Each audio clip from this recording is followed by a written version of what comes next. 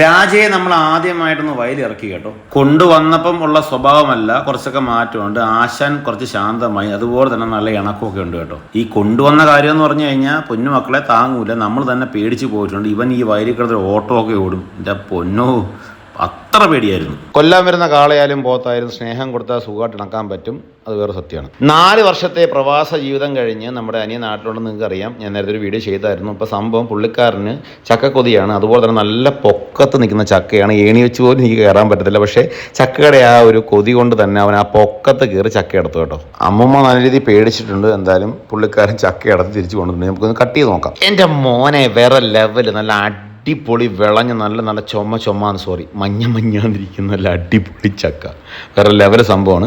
ചക്ക എന്തായാലും വറ്റിലുണ്ടാക്കാനുള്ള പ്ലാനാണ്. എന്തായാലും സമയമെടുക്കും. അതിൻ്റെ ഇടയ്ക്ക് നമ്മുടെ കാളക്കൂട്ടനെ നമ്മുടെ ഗിരീഷൂട്ടൻ ഒന്ന് ഇണങ്ങുവാണ്. അത്യാവശ്യം രണ്ടുപേരും നല്ല കമ്പനി ആയിട്ടുണ്ട് കേട്ടോ. നമ്മൾ പേടിച്ചെങ്കിലും പുള്ളിക്കാരൻ